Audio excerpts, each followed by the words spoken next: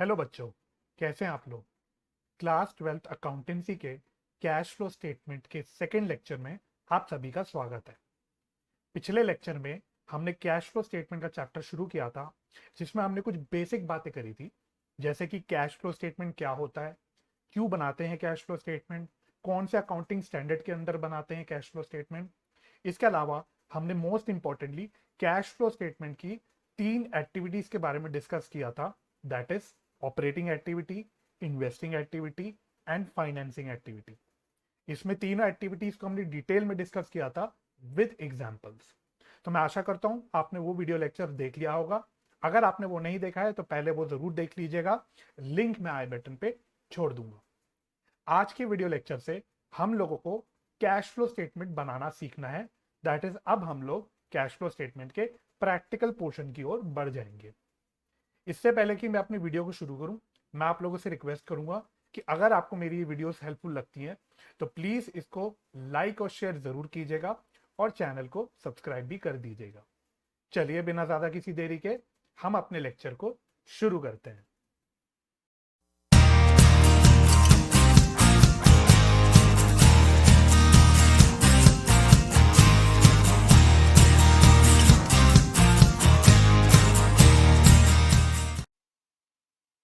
इससे पहले हम लोग अपनी डिटेल्स की चर्चा शुरू करें, मैं आपको दिखाना चाहता हूं कि कैश फ्लो स्टेटमेंट की शक्ल कैसी दिखती है। यानी कैश फ्लो स्टेटमेंट का जो स्ट्रक्चर होता है एज पर इनडायरेक्ट मेथड, जो अकाउंटिंग स्टैंडर्ड नंबर 3 में दिया गया है, वो कैसा हमें को दिखता है।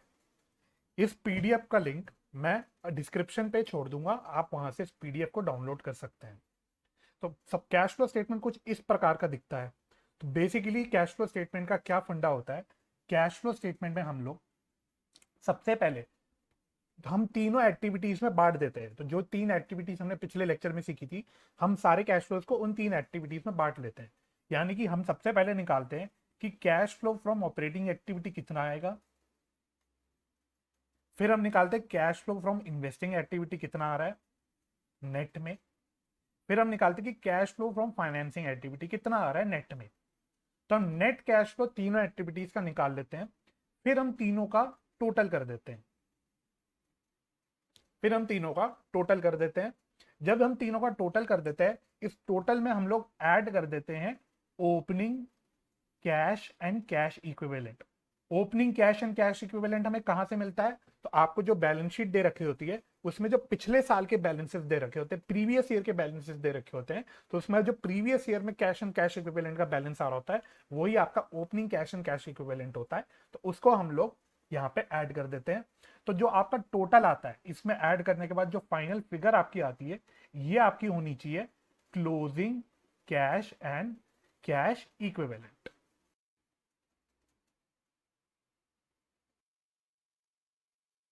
तो net profit before tax and extra ordinary items निकालने के दो केसेस आपके बन सकते हैं। एक होता है कि अगर क्वेश्चन में आपको basically statement of profit and loss दे रखा हो, अगर क्वेश्चन में आपको statement of profit and loss दे रखा हो और उसका आप प्रॉफिट लेके चल रहे हो स्टार्टिंग पॉइंट। या फिर दूसरा केस हो सकता है कि आपको statement of profit and loss नहीं दे रखा, आपको बैलेंस शीट दे रखी है जिसमें रिजर्व्स एंड सरप्लस के अंदर आपको क्लोजिंग एंड ओपनिंग बैलेंस दे रखा है of balance of surplus, that is balance in statement of profit and loss. ठीक है। तो आप लोगों ने again financial statements of company पढ़ रखा है टर्म 1 में, तो आप लोगों को पता होगा कि बैलेंस शीट में शेयर होल्डर्स फंड के अंदर एक रिजर्व एंड सरप्लस आता है, जिसमें हम रिजर्व दिखाते हैं एक तरफ सारे, और दूसरी तरफ हम बेसिकली सरप्लस का बैलेंस दिखाते हैं, जो कि कुछ नहीं होता, आपका पीएनएल का बैलेंस होता है। तो आपके क्वेश्चन में आपको क्या दे रखा है उस पर डिपेंड करता है कि आपको किस प्रकार से कैलकुलेट करना है net profit before tax and extra ordinary items. लेकिन अगर मैं आपको स्ट्रेट फॉरवर्ड ये दिखा दूंगा तो आपको ऐसा लगेगा कि आपको ये रटना पड़ रहा है। तो मैं सबसे पहले आपको एक बेस बिल्डिंग आपकी करवाना चाहता हूं, उसके बाद शायद आपको ये फॉर्मूला अपने आप समझ आ जाएगा और इजी लगेगा, और सबसे बड़ी बात कि आपको इस फॉर्मूले का लॉजिक क्लियर हो जाएगा। तो एक बेस बिल्डिंग जरा करते हैं फटाफट से। देखो, जब हम लोग फाइनेंशियल स्टेटमेंट्स बनाते हैं, फाइनेंशियल स्टेटमेंट्स के अंदर हम एक बनाते हैं स्टेटमेंट ऑफ पीएनएल। तो स्टेटमेंट ऑफ पीएनएल का फॉर्मेट आप लोगों को फेमिलियर होगा क्योंकि आप लोग ऑलरेडी इसको टर्म में पढ़ चुके हो। तो स्टेटमेंट ऑफ पीएनएल में हम बेसिकली सारे रेवेन्यू ले लेते हैं, उसके बाद हम एक्सपेंसेस ले लेते हैं, उसके बाद हम लोग बेसिकली प्रॉफिट निकालते हैं और उस प्रॉफिट में से हम लोग फिर टैक्स एक्सपेंस को माइनस करते हैं और फिर हमारा एक प्रॉफिट आफ्टर टैक्स बच के आ जाता है स्टेटमेंट ऑफ पीएनएल में। अगर आप लोगों को स्टेटमेंट ऑफ पीएनएल का फॉर्मेट याद नहीं आ रहा तो मैं आपसे आप लोगों को एडवाइस दूंगा कि एक बार वीडियो पॉज करके आप फॉर्मेट जरूर देख लेना, तभी आपको बात चीजें अच्छे से क्लियर होगी। तो इस प्रकार से आपका मोटा मोटा स्टेटमेंट ऑफ पीएनएल बनता है। अब यहाँ पे आप क्या कौन से खर्चे दिखाते हो? आप बेसिकली सारे खर्चे दिखाते हो जो चार्ज अगेंस्ट प्रॉफिट होता है। मैं बिलीव करता हूं चार्ज अगेंस्ट प्रॉफिट टर्म का मतलब आप समझ सकते हैं, क्योंकि ये आप पार्टनरशिप अकाउंट्स में पढ़ चुके हैं, वो ये भी टर्म 1 में पढ़ चुके हैं। इनफैक्ट फिर इसके बाद जो टैक्स एक्सपेंस होता है ये भी एक प्रकार का चार्ज अगेंस्ट प्रॉफिट ही होता है, क्योंकि ये खर्चा हमको करना ही पड़ता है और फिर आपका प्रॉफिट आफ्टर टैक्स बच के आ जाता है।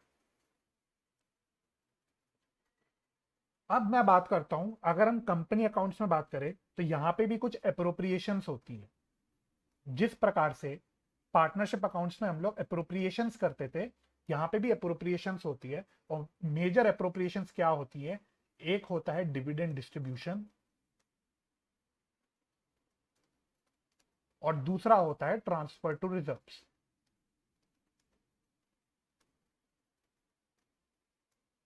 इसको भी मैं आपने जो पार्टनरशिप अकाउंट्स में पार्टनरशिप फंडामेंटल्स में पढ़ रखा है उससे कनेक्ट करने की कोशिश करता हूं।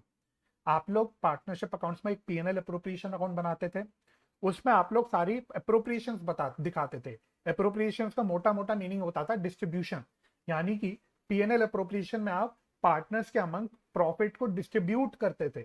अब वो डिस्ट्रीब्यूशन आप अलग अलग नाम से करते थे। हो सकता था आप इंटरेस्ट ऑन कैपिटल दे रहे हो सकता है आप पार्टनर को सैलरी दे रहे हो सकता है आप पार्टनर को कमीशन दे रहे हो। उसके अलावा आप पार्टनर्स में प्रॉफिट डिस्ट्रीब्यूट करते थे उनके प्रॉफिट शेयरिंग रेशियो में।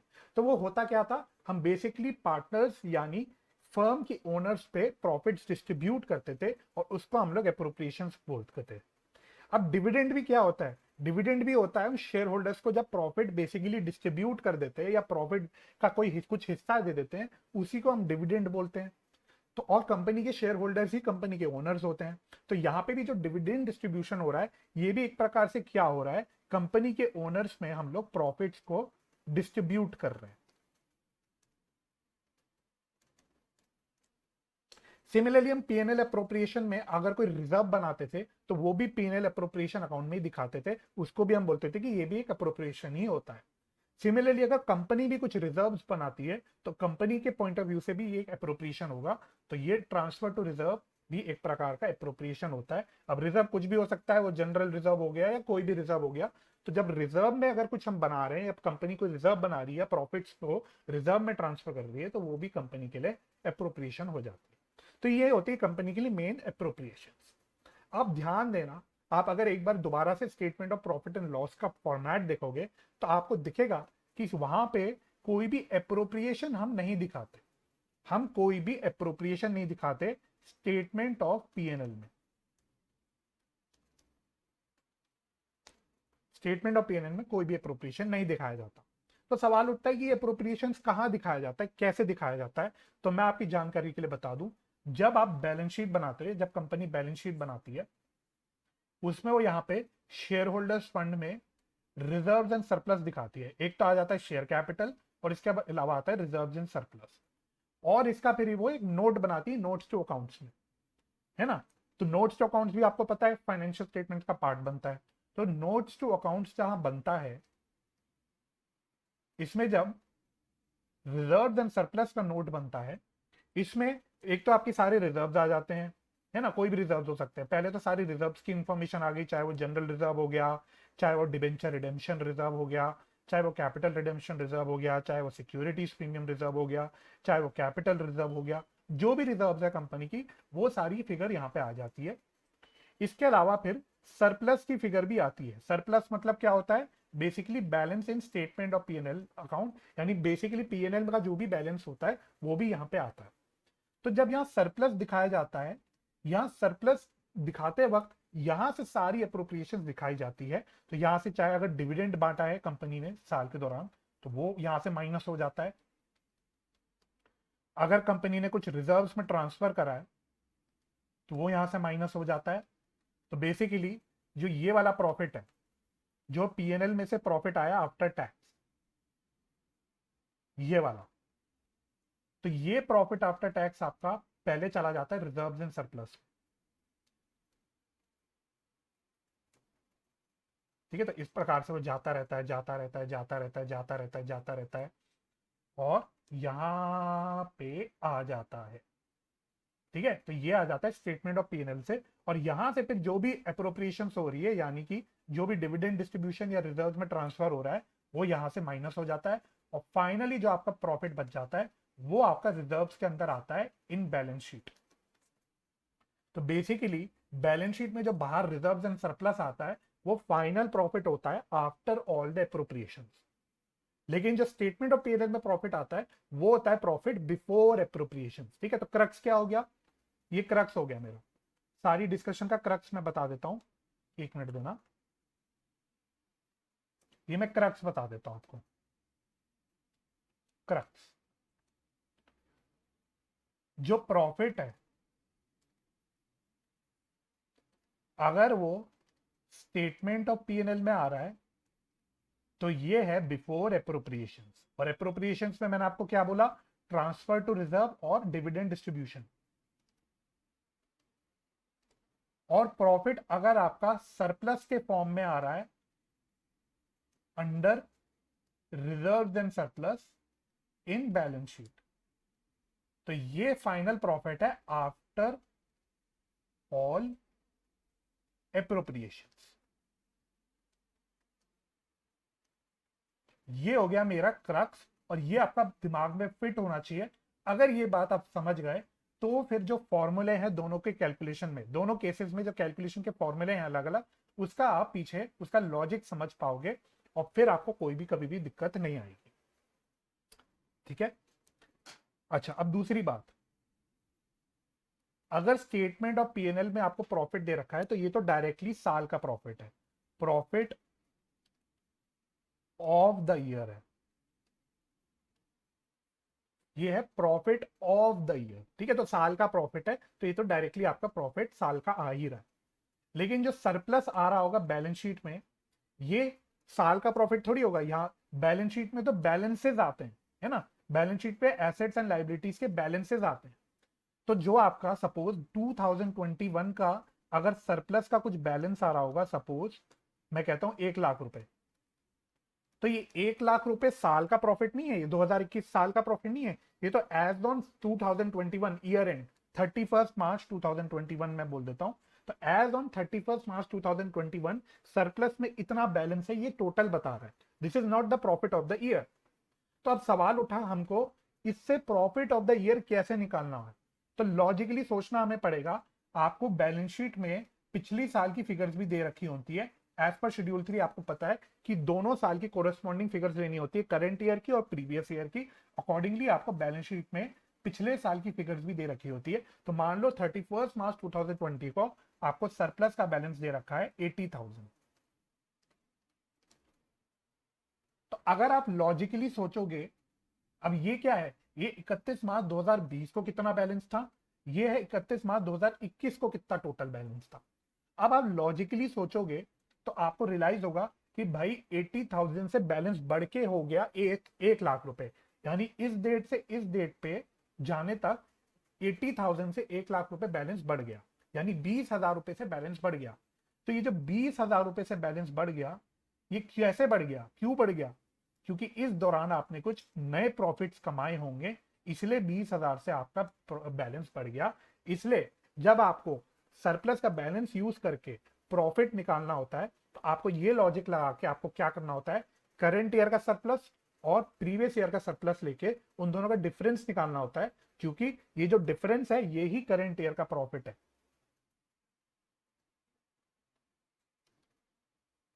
लेकिन मैं दोबारा बता दूं, ये जो प्रॉफिट ऑफ द ईयर आ रहा है 20,000 का, this is after all the appropriations.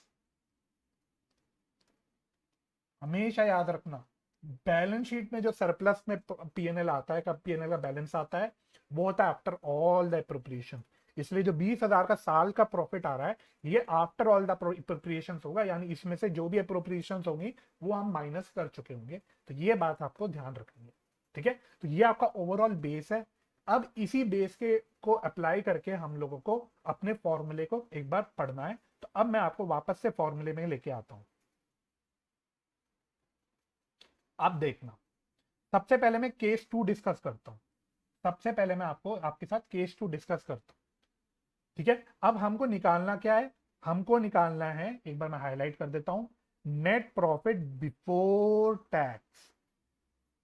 Before tax यानी हमको एक्चुअली में निकालना क्या है, मैं एक बार वापस अपने स्टेटमेंट ऑफ पीएनएल में लेके आता हूं आपको। हमको बेसिकली कौन सी जगह पे आना है, हमको स्टेटमेंट ऑफ पीएनएल में ये जो आ रहा है, ये जिसको हम बोलते हैं प्रॉफिट बिफोर टैक्स, हमको ये निकालना है ना। तो हमको इधर से लेके इधर तक आना है, यानी हमको यहां पे आना है। इरिस्पेक्टिव आप कौन से केस से हो, इरिस्पेक्टिव आप यहां से शुरुआत कर रहे हो, इरिस्पेक्टिव ऑफ रिजर्व्स के बैलेंस, सॉरी सरप्लस के बैलेंस से स्टार्ट कर रहे हो, जहां से भी स्टार्ट कर रहे हो आपको आना यहां तक है, ठीक है। तो हमको थोड़ी सी रिवर्स कैलकुलेशन करनी है, ठीक है, रिवर्स कैलकुलेशन करनी है। तो अब आप लॉजिकली सोचोगे, अगर मैं आपसे पूछूं, अगर नेट प्रॉफिट बिफोर टैक्स निकालना है from the surplus balance, balance sheet के सरप्लस के बैलेंस से, तो सबसे पहले आप क्या करोगे, आप डिफरेंस निकाल दोगे between closing and opening balance of surplus. जो लॉजिक मैंने आपको भी थोड़ी देर पहले बताया, जहां पे हमने बोला था 80,000 से सरप्लस बढ़ के 1 लाख हो गया, ये 20,000 की जो बढ़ोतरी हो गई वो क्यों हुई, क्योंकि साल के दौरान हमने 20,000 का प्रॉफिट, नया प्रॉफिट कमाया होगा, इसलिए हमने स्टार्टिंग पॉइंट ये ले लिया। तो मेरे एग्जाम्पल में जो मैंने 20,000 बोला था वो यहाँ पे आ जाएगा। अब आपको इस पॉइंट से लेके सारे क्या कहते हैं, आपको प्रॉफिट बिफोर टैक्स तक आना है। तो आप सोचोगे कि इस बैलेंस पे आने तक हमने क्या क्या कर दिया होगा। एक तो हमने सारी अप्रोप्रिएशंस कर दी होंगी, हमने सारी अप्रोप्रिएशंस माइनस कर दी होंगी। यही सीखा हमने कि जो सरप्लस में प्रॉफिट आता है या पीएनएल का बैलेंस आता है, that is after all appropriations. तो ये जो 20,000 की फिगर एक्चुअली आ रही है, दिस इज आफ्टर अप्रोप्रिएशंस। तो मुझे अप्रोप्रिएशंस को ऐड बैक करना पड़ेगा। तो आप देखो, अप्रोप्रिएशंस को हमने ऐड बैक कर रखा होगा यहाँ पे। तो जो भी डिविडेंड पे किया, चाहे वो प्रपोज डिविडेंड हो चाहे वो इंटरिम डिविडेंड हो। अब सर प्रपोज डिविडेंड और इंटरिम डिविडेंड क्या नहीं भला है, ये मैं अभी थोड़ी देर में आगे जाके समझाऊंगा। अभी आप इसको सिर्फ एक साथ समझ लो कि ये डिविडेंड है। इस साल के दौरान जो भी डिविडेंड डिस्ट्रीब्यूट किया या पे किया वो हो गया, इसको आप कलेक्टिवली बस डिविडेंड बोल लो, क्योंकि डिविडेंड एक अप्रोप्रिएशन होता है। तो डिविडेंड हमने ऐड बैक किया। और इसके अलावा हमने क्या किया, अगर साल के दौरान हमने कोई रिजर्व्स नए ट्रांसफर करे या रिजर्व्स बनाए, वो हमने ऐड बैक करे। तो सबसे पहले हमने ये काम कर दिया, हमने सारे अप्रोप्रिएशंस को ऐड बैक कर दिया। अच्छा, अब साल के दौरान हमको पहुंचना है प्रॉफिट बिफोर टैक्स पे, प्रॉफिट बिफोर टैक्स पे। यानी कि जो प्रॉफिट्स मेरे आ रहे हैं इसमें से मुझे टैक्स एक्सपेंस को भी ऐड बैक करना पड़ेगा, तभी तो मेरे प्रॉफिट बिफोर टैक्स आएंगे। इसलिए मैंने यहां पे ऐड कर दिया provision for tax made during the year.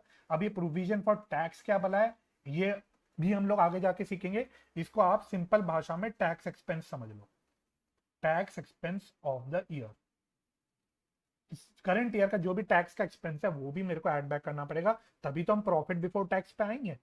तो ये मैंने ऐड बैक कर दिया, ठीक है। सिमिलरली अगर साल के दौरान मेरे को कोई इनकम टैक्स का रिफंड मिला, हो सकता है मैंने कभी टैक्स ज्यादा जमा कर दिया होगा, इसलिए इनकम टैक्स वालों ने मेरे को टैक्स का रिफंड भी दिया होगा। तो इस रिफंड को मैंने अपने पीएनएल में एज एन इनकम दिखा रखा होगा। तो इस रिफंड को भी मेरे को माइनस करना पड़ेगा, क्योंकि मेरे पीएनएल में एज इनकम ऐड हो रखा है, इसलिए मुझे इस रिफंड को माइनस करना पड़ेगा।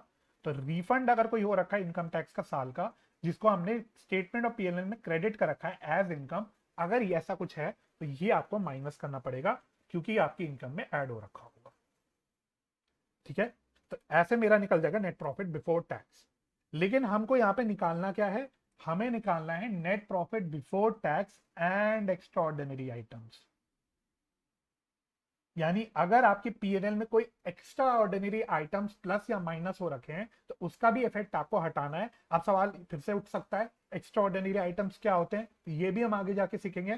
तीन चीजें हम आगे जाके सीखेंगे, प्रपोज डिविडेंड, इंटरिम डिविडेंड, इसके बाद प्रोविजन फॉर टैक्स और एक एक्स्ट्राऑर्डिनरी आइटम्स। सारी चीजें मैं एक एक करके आपको बताऊंगा, तो स्टेप बाय स्टेप क्योंकि हमें चलना पड़ेगा। अभी मैं आपको सिर्फ ओवरव्यू दे रहा हूं, तो इसलिए मैं आपको आराम से पहले तसल्ली से पूरे फॉर्मूले का लॉजिक बताने की कोशिश कर रहा हूं, ठीक है।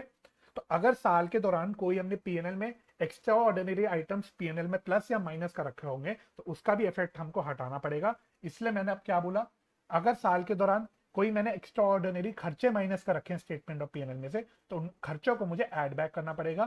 तो एक्स्ट्रा ऑर्डिनरी आइटम्स यानी expenses debited in statement of PNL, तो उसको मैंने ऐड बैक कर दिया। सिमिलरली अगर कोई एक्स्ट्रा ऑर्डिनरी आइटम, कोई इनकम है जिसको मैंने अपनी पीएनएल में ऐड कर रखा था, अपने प्रॉफिट्स में ऐड कर रखा था, तो उसको अब मुझे वापस उसका इफेक्ट हटाने के लिए उसको मुझे माइनस करना पड़ेगा। तो एक्स्ट्रा ऑर्डिनरी आइटम्स यानी इनकम्स अगर मैंने कोई क्रेडिट कर रखे हैं स्टेटमेंट ऑफ पीएनएल, तो वो मैंने माइनस कर दिया।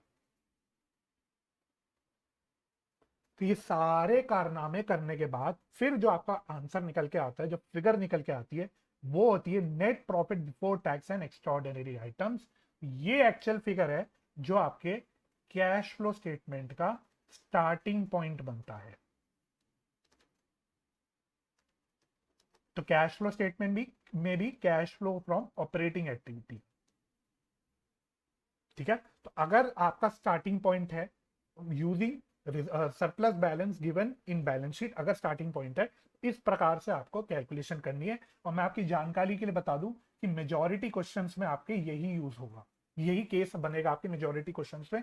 जो मेजॉरिटी एग्जाम में क्वेश्चंस आते हैं उसमें हमारा स्टार्टिंग पॉइंट यहीं से होता है, लेकिन फिर भी हमें दोनों केसेस पता होने चाहिए। तो पहली बात तो ये होगी। अच्छा, अब मैं केस नंबर 1 पे अब जाऊंगा। तो केस नंबर 1, अगर आपको केस 2 का जो लॉजिक पूरा क्लियर हो गया, अब केस 1 आपको बहुत इजी लगेगा। केस 1 में मैंने बोला if starting point is profit as per statement of PNL. तो अगर हम स्टार्टिंग पॉइंट ही प्रॉफिट ले रहे हैं as per statement of PNL, उसमें भी कौन सा प्रॉफिट ले रहे हैं, आफ्टर टैक्स। जो आपका पीएनएल में फाइनल प्रॉफिट आता है, जो मैंने बताया था आफ्टर डिडक्टिंग टैक्स एक्सपेंस, वो वाला प्रॉफिट अगर हम ले रहे हैं, तो उससे हमें कैसे जाना है। तो हमारा फॉर्मूला बिल्कुल सेम है, सिर्फ स्टेटमेंट ऑफ पीएनएल में जो प्रॉफिट आता है उसमें से अप्रोप्रिएशंस नहीं माइनस होती। इसलिए जो स्टेटमेंट ऑफ पीएनएल में जो प्रॉफिट आफ्टर टैक्स आ रहा होगा उसमें से अप्रोप्रिएशंस माइनस नहीं हो रखी होगी। इसलिए हमको डिविडेंड और ट्रांसफर टू रिजर्व, डिविडेंड और transfer to reserve add back नहीं करना। तो आप इस फॉर्मूले में देखोगे आपको फॉर्मूला बिल्कुल सेम लगेगा, सिर्फ यहां पे डिविडेंड नहीं दिखेगा और ट्रांसफर टू रिजर्व नहीं दिखेगा। इन दो के अलावा सारा फॉर्मूला आपका डिट्टो सेम है। आप देखो, provision for tax made during the year, यानी सिंपल भाषा में बोलूं तो टैक्स एक्सपेंस हो गया करंट ईयर का, ये मैंने एड बैक कर दिया। इसके अलावा अगर रिफंड ऑफ इनकम टैक्स, अगर मैंने कोई क्रेडिट कर रखा है इनकम पीएनएल में, तो इसको मैंने माइनस कर दिया, इसको मैंने माइनस कर दिया। इसके अलावा अगर कोई एक्स्ट्रा ऑर्डिनरी एक्सपेंस इनकम है तो उसका इफेक्ट भी मैंने हटा दिया। तो डिट्टो सेम फॉर्मेट है, इससे भी आपका निकल के आ जाएगा net profit before tax and extra ordinary item. ये तरीका होता है आपका निकालने का net profit before tax and extra ordinary item. तो सबसे पहले हमारा पूरा ये फॉर्मूला क्लियर होना चाहिए कि ये फॉर्मूला बना क्यों। याद भी कर सकते हो आप, रट सकते हो, फॉर्मूला रट के भी आपका काम चल जाएगा, लेकिन कोशिश करना कि आपको लॉजिक पता रहे, ताकि अगर आपको रटे रटाए फॉर्मूले याद ना आए तो आप अपने लॉजिक से अपना वहां पे एग्जाम में कैलकुलेशन कर पाओ, ठीक है। अब ये फॉर्मूला, ये मेथड तो हमें क्लियर हो गया कि net profit before tax and extra ordinary item कैसे निकलता है। लेकिन यहाँ पे कुछ कुछ नई चीजें हमें कुछ सुनाई दी, जैसे कि interim dividend, propose dividend. Propose dividend को हम लोग फाइनल डिविडेंड भी बोलते हैं, आपकी जानकारी के लिए बता दूं। और इसके अलावा एक आया प्रोविजन फॉर टैक्स, और एक और चीज आई इसमें एक्स्ट्राऑर्डिनरी आइटम। ये सारी टर्मिनोलॉजी हमको दिखी अपने इस फॉर्मूले में। तो अगर हम ये चारों चीजें समझ जाएं, अगर हम ये चारों चीजें समझ जाएं, तो हमारा ये पार्ट खत्म हो जाएगा net profit before tax and extraordinary item. अब हम लोग इसको समझना शुरू करते हैं। तो अब मैं अपनी मेन स्क्रीन पे लेके आता हूं आप लोगों को। तो सबसे पहले हम लोग डिविडेंड की बात करेंगे कि डिविडेंड क्या होता है। तो सबसे पहली बात, डिविडेंड तो मैंने आपको बता दिया होता क्या है, और आप लोगों को ऑलरेडी पता है। जब भी कंपनी प्रॉफिट्स का कुछ हिस्सा शेयर होल्डर्स में बांट देती है, उसको हम लोग डिविडेंड बोलते हैं। अब डिविडेंड में दो प्रकार के डिविडेंड कह सकते हो आप, हो सकते हैं। एक होता है आपका इंटरिम डिविडेंड, दूसरा होता है आपका प्रपोज डिविडेंड। और प्रपोज डिविडेंड को ही हम लोग बोल देते हैं फाइनल डिविडेंड। अब दोनों में कहानी क्या होती है, सबसे पहले हम लोग समझते हैं कि इंटरिम डिविडेंड की क्या कहानी है। ठीक है, मीनिंग समझना तो ऑटोमेटिकली उसकी ट्रीटमेंट आपको समझ आ जाएगी। मैं इधर आपको समझाता हूं इंटरिम डिविडेंड की कहानी। मान लो साल शुरू हो रहा है 1 अप्रैल 2021 को, और ये साल खत्म हो रहा है 31 मार्च 2022। तो ये हमारा एक फाइनेंशियल ईयर है। अब साल शुरू हुआ, कंपनी ने काम करना शुरू किया, तो कंपनी ने सेल्स करे, एक्सपेंसेस करे, और कंपनी ने प्रॉफिट्स वगैरह कमाना शुरू किया। तो कंपनी पूरे साल प्रॉफिट्स कमा रही है, कमा रही है, कमा रही है, कमा रही है, कमा रही है, कमा रही है, कमा रही है। अब सपोज साल के बीच में एक डेट आ गई 30 सितंबर 2021।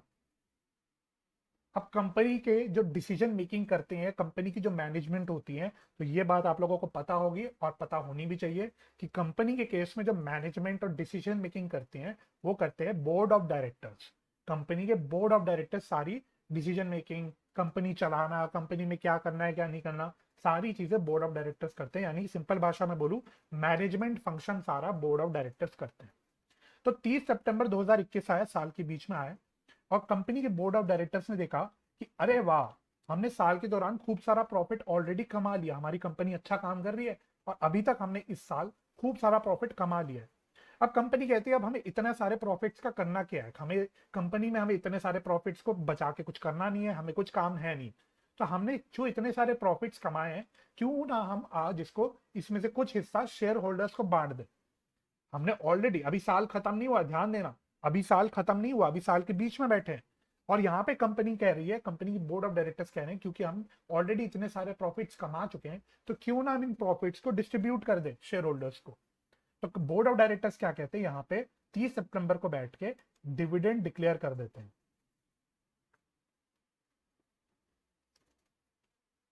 इस डिविडेंड को जो साल के बीच में बोर्ड ऑफ डायरेक्टर्स डिक्लेयर कर देते हैं या बांट देते हैं, इस डिविडेंड को बोलते हैं इंटरिम डिविडेंड। इंटरिम शब्द का मतलब ये होता है कोई दो पीरियड ऑफ टाइम के बीच में, किसी चीज के बीच में, इंटरिम का मीनिंग यही होता है।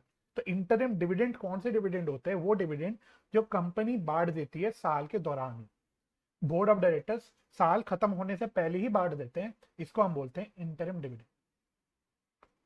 तो अब सवाल उठा इंटरिम डिविडेंड का ट्रीटमेंट क्या होना चाहिए। भाई कैश फ्लो स्टेटमेंट हम यहां बना रहे हैं, बल्कि सारे फाइनेंशियल स्टेटमेंट्स हम यहां बना रहे हैं, including cash flow statement, balance sheet, statement of PNL, सब कुछ हम यहां बना रहे हैं, है ना।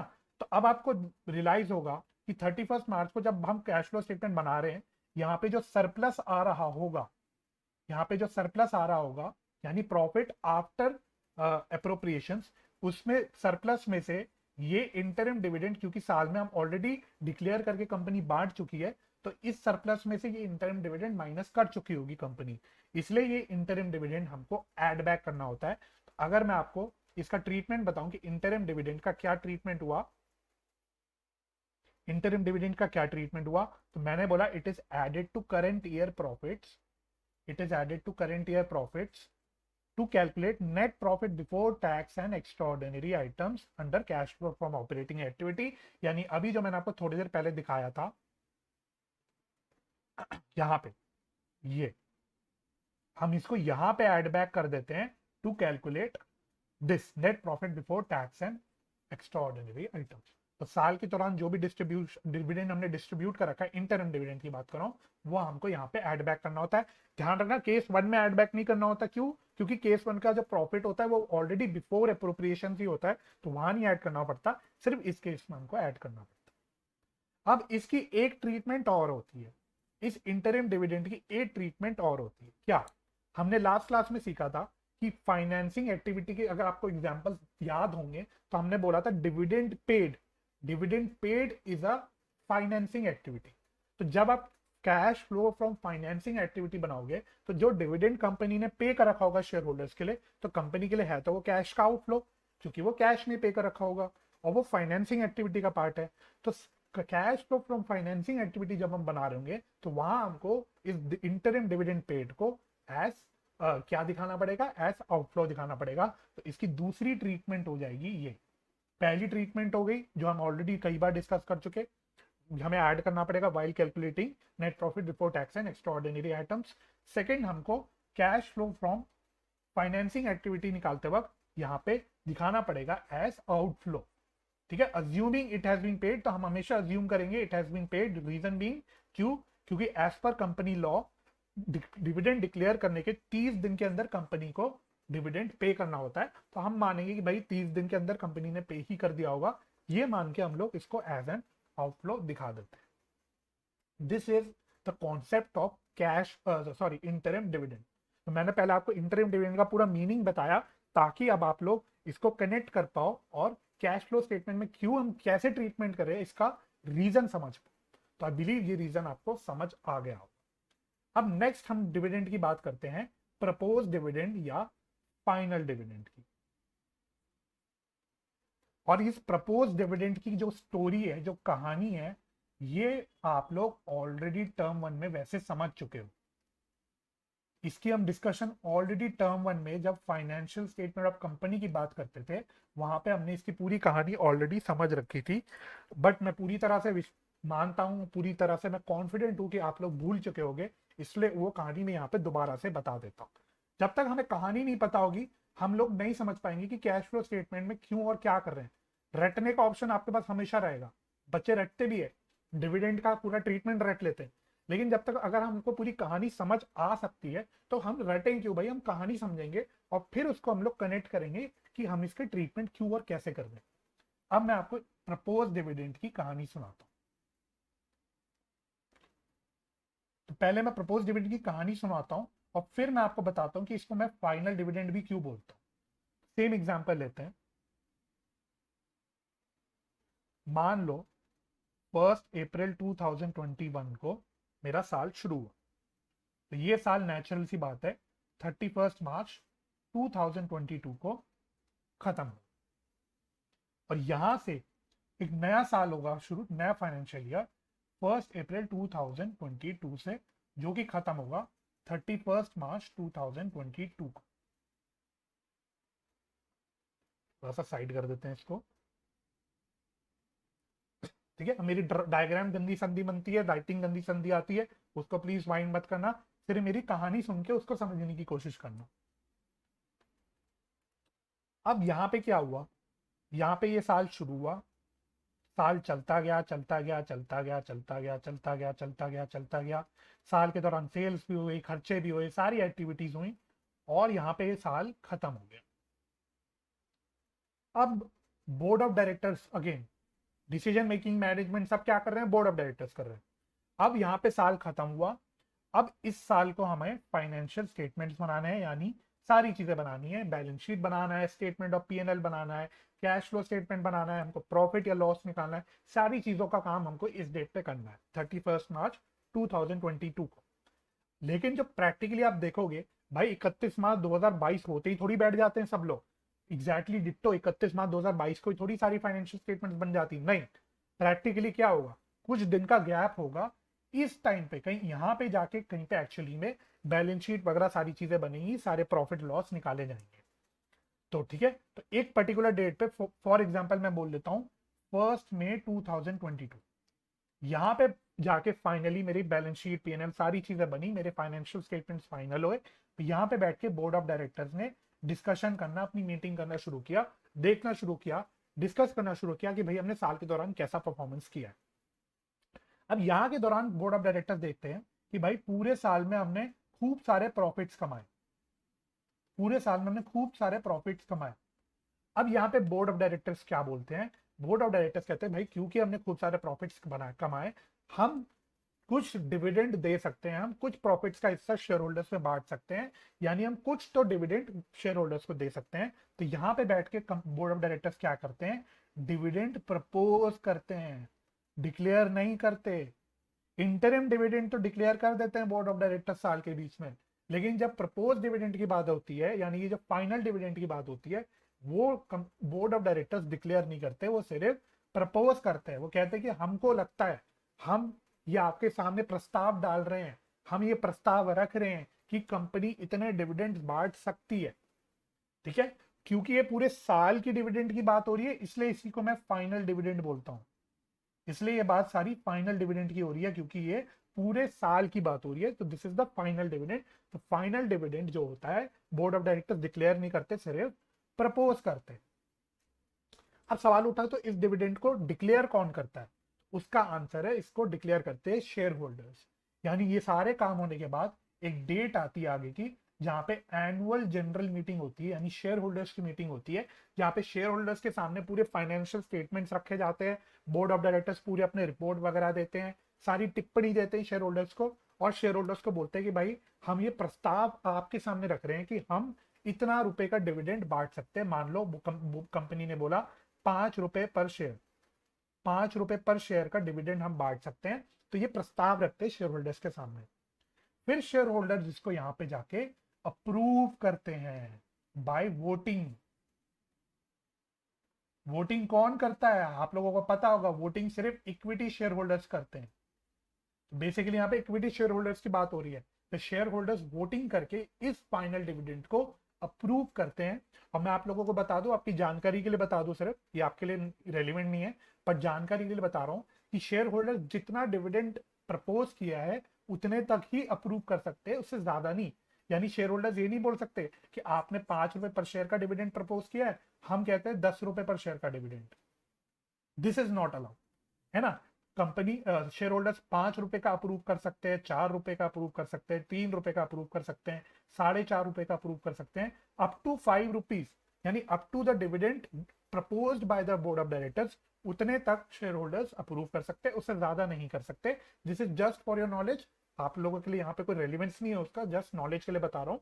लेकिन मैं आपको एक पूरी कहानी बताने की कोशिश कर रहा हूँ कि इस एजीएम पे शेयर होल्डर्स डिविडेंड अप्रूव करते हैं, और जब ये अप्रूव हो जाता है तब कहते हैं कि डिविडेंड डिक्लेयर हो गया। और इस डिक्लेरेशन की डेट के 30 दिन के अंदर कंपनी को शेयर होल्डर्स को डिविडेंड पे करना होता है। ये होती है कहानी आपकी प्रपोज या फिर फाइनल डिविडेंड की। अब एक बात समझना, जो ये डिविडेंड प्रपोज किया गया है, जो डिविडेंड प्रपोज किया बोर्ड ऑफ डायरेक्टर्स ने, वो प्रपोज डिविडेंड का क्या होता है? ये इस फाइनेंशियल ईयर से रिलेट करता है, for the financial year ended 31 मार्च 2022।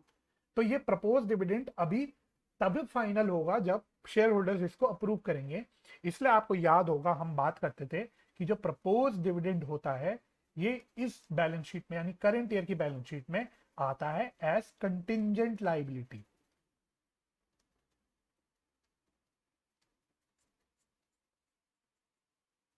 क्योंकि अभी डिविडेंड फाइनल तभी होगा जब एजीएम में वो अप्रूव होगा। तो 31 मार्च 2022 की जब बैलेंस शीट बनेगी, तो यहाँ पे ये हो दिखाया जाएगा फाइनेंशियल स्टेटमेंट में as contingent liability.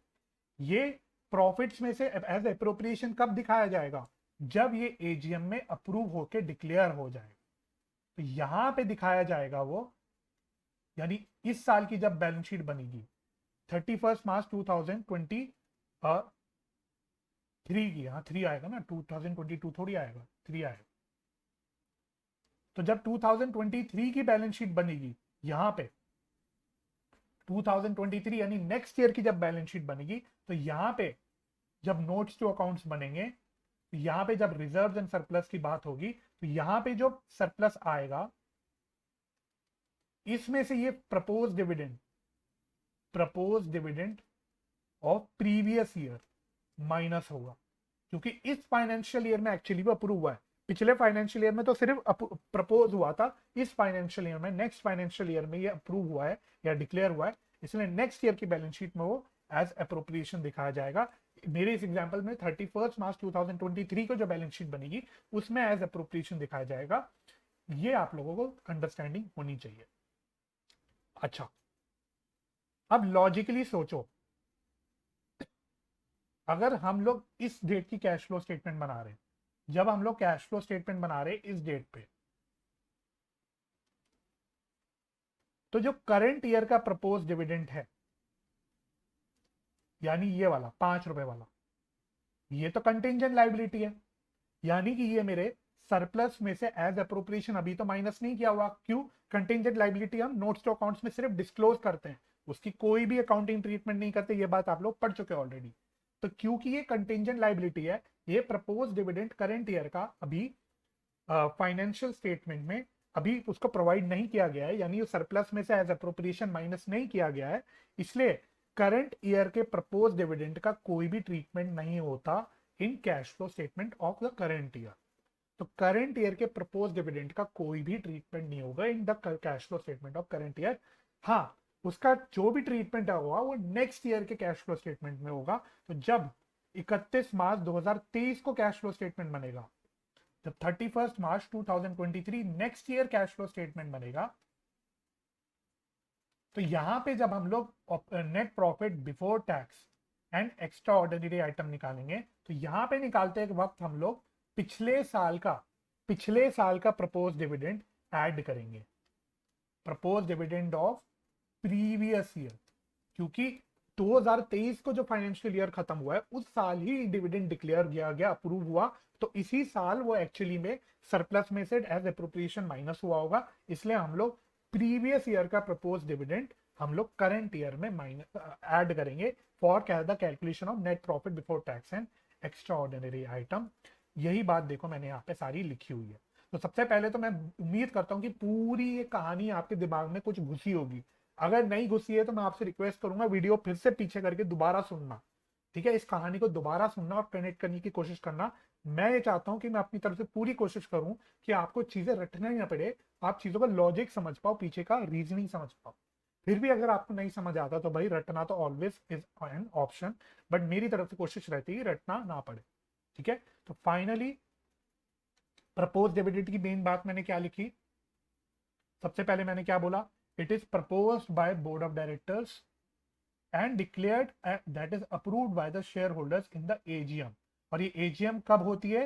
In the next financial year, ठीक है? अगले साल होती है AGM, है ना? 31 मार्च 2021 खत्म हुआ, तो जो नेक्स्ट ईयर शुरू हुआ उस दौरान ही AGM होगी, नेक्स्ट ईयर में AGM होती है। So and it has to be paid within 30 days of declaration, यानी शेयर होल्डर्स के अप्रूवल होने के 30 दिन के अंदर इसको पे करना होता है। अब इसका ट्रीटमेंट क्या हुआ? अब इसका ट्रीटमेंट ध्यान रखना। Propose dividend of previous year is added to calculate net profit before tax and extra ordinary items under cash flow from operating activity. तो मैंने आपको क्या बोला? क्योंकि जो करंट ईयर में जो एक्चुअली प्रपोज डिविडेंड, जो फाइनल डिविडेंड अप्रोप्रिएशन की तरह माइनस हुआ होगा, वो करंट ईयर का नहीं होगा, वो पिछले साल का होगा, क्योंकि पिछले साल का डिविडेंड इस साल अप्रूव हुआ है, इसलिए हम लोग पिछले साल का डिविडेंड करंट ईयर की कैश फ्लो स्टेटमेंट में ऐड करते हैं while calculating net profit before tax and extraordinary items under cash flow from operating activity। और अगेन मैंने बोला डिक्लेयर होने के 30 दिन में इसको पे करना होता है, तो हम तो ये अज्यूम करेंगे कि भाई ये पे हो गया होगा, इस साल ये पे भी हो गया होगा, और dividend is a part of financing activity. तो फाइनेंसिंग एक्टिविटी में हम लोग प्रीवियस ईयर का डिविडेंड, यही वाला डिविडेंड दिखा देंगे as outflow under cash flow from financing activity, assuming it was approved and paid to them in the current year. तो दिस इज द ट्रीटमेंट। तो ये क्रक्स है, this is the crux. Propose dividend की बात होगी तो ये crux हो गया, इंटरिम डिविडेंड की बात हो गई, अगर इंटरिम डिविडेंड की बात होगी तो ये क्रक्स हो गया। तो ये तो क्रक्स हो गया, लेकिन इसके पीछे की पूरी जो कहानी और लॉजिक है वो मैंने आपको बताई पूरा इतना टाइम डिवोट करके। तो मैं आशा करता हूं आपको इसका पूरा लॉजिक और कहानी क्लियर हो गई होगी, लेकिन जो क्रक्स है, आपको मेन क्रक्स तो यही ध्यान दे रखना है, ठीक है? तो प्रपोज डिविडेंड में मैं दोबारा रिपीट कर लेता हूं। करंट ईयर की कैश फ्लो स्टेटमेंट में प्रीवियस ईयर का प्रपोज डिविडेंड हम लोग पहले तो ऐड करेंगे for calculating net profit before tax and extra ordinary items. और जब फाइनेंसिंग एक्टिविटी की हम लोग बात करेंगे, वहां पे हम लोग उस डिविडेंड को अज्यूमिंग कि वो अप्रूव ऑफ पे हो गया साल के दौरान ही, उसको हम एज कैश आउटफ्लो दिखा देंगे। सिमिलरली जब मैं इंटरिम डिविडेंड की बात करूंगा तो करंट ईयर का इंटरिम डिविडेंड हमारा cash flow from operating activity में ऐड होगा while calculating net profit before tax and extraordinary items. और सिमिलरली अज्यूमिंग कि ये 30 दिन के अंदर पे भी हो गया होगा, हम लोग cash flow from financing activity में उसको एज आउटफ्लो भी दिखा देंगे। तो this is the crux of all the treatment. और नोट में मैंने वही चीज लिखी, मैंने बोला अगर आप करंट ईयर की कैश फ्लो स्टेटमेंट बना रहे होगे और आपको करंट ईयर का ही प्रपोज डिविडेंड दे रखा होगा, तो ध्यान रखना करंट ईयर के प्रपोज डिविडेंड की कोई भी ट्रीटमेंट नहीं होगा in cash flow statement. Reason, current year का प्रपोज डिविडेंड एक कंटिंजेंट लाइबिलिटी होती है और कंटिंजेंट लाइबिलिटी की कहीं पे भी कोई भी अकाउंटिंग नहीं होती। ठीक है, तो ये आपको याद रखनी है पूरी बात। तो ये थी पूरी डिविडेंड की कहानी। ठीक है, सबसे पहले हमने डिविडेंड की सारी बातें करी। अब हम नेक्स्ट बात करते हैं प्रोविजन फॉर टैक्स। अच्छा, आपको ये जो भी नोटिंग अगर करनी होगी तो आप वीडियो पीछे करके या पॉज करके नोटिंग कर लेना। मेरी एडवाइस ये रहेगी कि आप अपने हाथ से अपने पास कहीं लिखना। अगर आप कॉन्सेप्ट रजिस्टर मेंटेन करते हैं तो अपने कॉन्सेप्ट रजिस्टर में नोट कर लेना, अन्यथा आप जहां पे भी अपनी नोट्स वगैरह बनाते हैं आप वहां पे नोट कर लेना। पर नोट अपने हाथ से करना, ताकि चीजें आप अपने हाथ से लिखोगे तो आपको ज्यादा रिटेन होगी। अब हम अपनी अगली डिस्कशन पे आते हैं, जो है प्रोविजन फॉर टैक्स से रिलेटेड। अब इसकी भी मैं कहानी आपको बताता हूँ। इसकी भी कहानी कुछ कुछ कह सकते हो आप प्रपोज डिविडेंड की तरह ही है, प्रपोज डिविडेंड की तरह ही कहानी है इसकी भी। सेम एग्जांपल लेते हैं, मानते हैं 1 अप्रैल 2021 को साल शुरू हुआ, 31 मार्च 2022 को साल खत्म हुआ। यहां से यानी 1 अप्रैल 2022 से एक नया साल शुरू हुआ और यह साल कब खत्म हुआ? 31 मार्च 2023 को। अब यहां पे भी वही चीज हुई, यहां से साल शुरू हुआ, कंपनी ने अपनी एक्टिविटीज वगैरह करनी शुरू करी, सेल परचेज खर्चे सब कुछ हुआ, प्रॉफिट्स कमाए गए और पूरा साल इस तरह चलता गया चलता गया चलता गया चलता गया और यहाँ पे जाके साल खत्म हो गया। ठीक है, अब यहाँ पे क्या हुआ? अगेन सेम बात, ये साल की जो फाइनेंशियल स्टेटमेंट्स बनेगी जिससे हम लोग प्रॉफिट या लॉस की कैलकुलेशन करेंगे, या हमें पता लगेगा कि साल के दौरान क्या प्रॉफिट लॉस हुआ, वो एक्चुअली में इस डेट को तो होगा नहीं, प्रैक्टिकली वो आगे की डेट पे होगा, मान लो यहाँ पे। ठीक है, तो हमारी बैलेंस शीट पीएनएल फाइनली यहाँ पे बन पाएगी और हमको यहाँ पे पता लगेगा कि पिछले फाइनेंशियल ईयर में हमने कितने प्रॉफिट्स कमाए एक्चुअली। अब जो इनकम टैक्स है, इनकम टैक्स प्रॉफिट्स पे दिए जाते हैं, प्रॉफिट्स पे कैलकुलेट होते हैं इनकम टैक्स। यानी मेरे को अपनी टैक्स की लाइबिलिटी निकालने के लिए, अपने इनकम टैक्स का खर्चा निकालने के लिए प्रॉफिट्स का पता होना जरूरी है। और प्रॉफिट्स तो मुझको यहाँ पे पता लग रहे हैं, प्रॉफिट्स मुझे यहाँ तो पता लग ही नहीं रहे। जब मुझे यहाँ पे प्रॉफिट्स नहीं पता लग रहे तो मेरे को अपनी टैक्स की लाइबिलिटी भी नहीं पता लग रही। तो जब मेरे फाइनेंशियल स्टेटमेंट बने तभी मेरे को पता लगा कि मेरे प्रॉफिट्स कितने हुए। इसलिए हम क्या करते हैं, क्योंकि इस साल के प्रॉफिट, इस साल का टैक्स यहाँ पे नहीं हुआ। पे क्यों नहीं हुआ? क्योंकि इस साल मेरे को इस डेट पे पता ही नहीं था कि मेरे प्रॉफिट्स हुए कितने, मेरे को यहाँ पे जाके पता लगा। तो पे तो वो यहाँ पे जाके कहीं पे होंगे। जब मुझे पता लगेगा मेरे प्रॉफिट्स कितने हुए तभी मैं टैक्स निकाल पाऊंगा और तभी मैं उस टैक्स को पे कर पाऊंगा। इसलिए 31 मार्च 2022 की जो फाइनेंशियल स्टेटमेंट्स बनती है उसमें हम बैलेंस शीट में इस टैक्स को दिखाते हैं एज प्रोविजन फॉर टैक्स।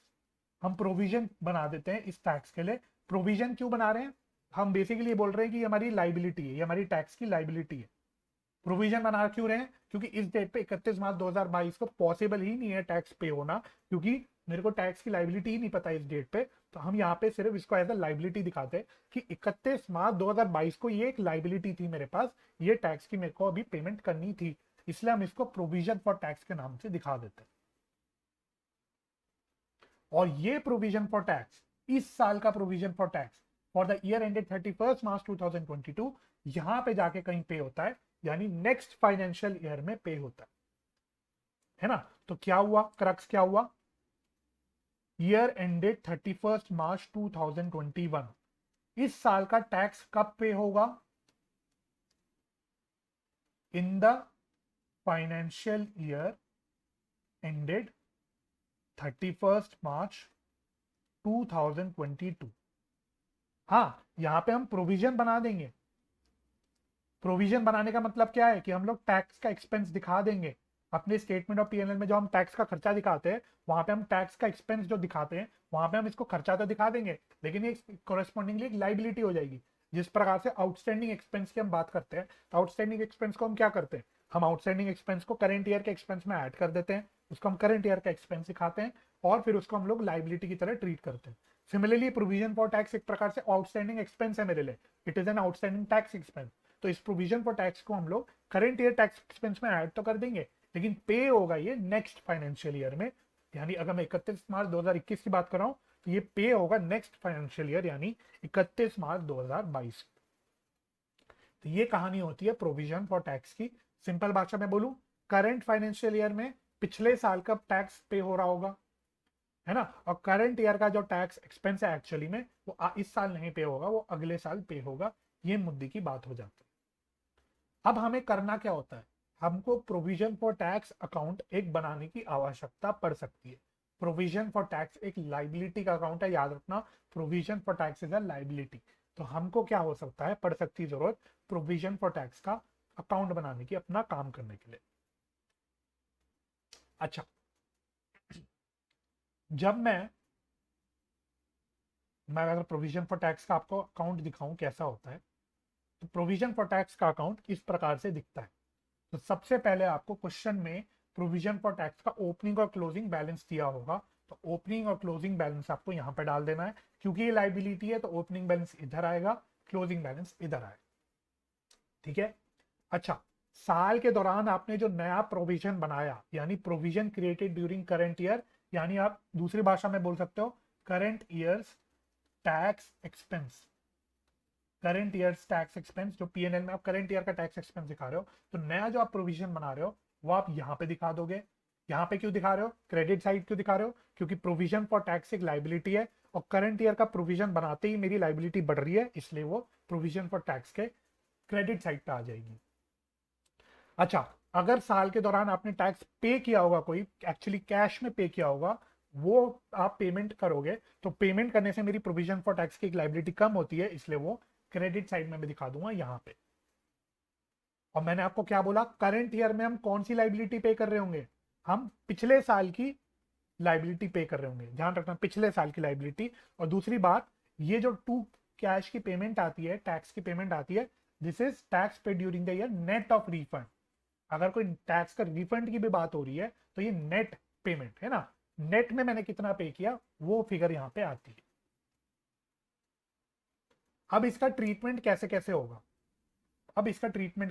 तो ट्रीटमेंट आपको याद रखना है, जो करंट ईयर में हमने प्रोविजन बनाया, यानी जो एज पर पीएनएल हमने जो प्रोविजन बनाया, यानी जो पीएनएल में टैक्स एक्सपेंस रिकॉर्ड किया, वो हम करंट ईयर के प्रॉफिट्स में ऐड कर देते हैं to calculate tax net profit before tax and extraordinary items. तो ये मैं दिखा देता हूं आपको, देखो ये यही मैंने बोला आपको, provision for income tax made during the year, यानी करंट ईयर का टैक्स एक्सपेंस हम लोग यहाँ पे दिखा देते हैं, ऐड कर देते हैं। चाहे आप इस वाले केस की बात करो, चाहे आप इस वाले केस की बात करो, दोनों में भी हम यहाँ पे इसको ऐड कर देते हैं। अब tax payment, income tax paid, last lecture में मैंने बोला था income tax is an operating activity. Income tax की अगर कैश पे पेमेंट हो रही है तो ऑपरेटिंग एक्टिविटी का पार्ट है, अनलेस वो टैक्स स्पेसिफिकली कोई इन्वेस्टिंग एक्टिविटी के आइटम से रिलेट करता हो या फाइनेंसिंग एक्टिविटी के आइटम से रिलेट करता हो। अगर उससे रिलेट नहीं करता तो income tax paid is treated as operating activity. तो मुझे ऑपरेटिंग एक्टिविटी में इसको कहीं ना कहीं आउटफ्लो तो दिखाना पड़ेगा। तो साल के दौरान जो मैंने टैक्स पे किया नेट ऑफ रिफंड, यानी ये वाला, ये एक्चुअली कैश में मैंने टैक्स पे किया, उसको मुझे ऑपरेटिंग एक्टिविटी में दिखाना पड़ेगा। तो वो मैं दिखा देता हूं, कहां पे दिखाते हैं, बिल्कुल एंड में यहां पे दिखाते हैं ये। तो income tax paid net of refund है ना, यानी प्रोविजन फॉर टैक्स में जो डेबिट साइड पे आ रहा है वो चीज हम लोग यहां पे दिखा देते हैं। ठीक है, तो ये फंडा होता है इसमें। हालांकि अभी हम लोग यहाँ तक पहुंचे नहीं है, तो जब पूरी हम लोग ऑपरेटिंग एक्टिविटी की कैलकुलेशन करेंगे तो वहां पे हम इसको लिंक करके चलेंगे। लेकिन अभी के लिए मैं आपको दोनों ट्रीटमेंट बता रहा हूँ। तो इसकी दो ट्रीटमेंट क्या हो गई, जो करंट ईयर का प्रोविजन बनाया उसको हमने ऐड कर दिया for the calculation of net profit before tax and extraordinary items.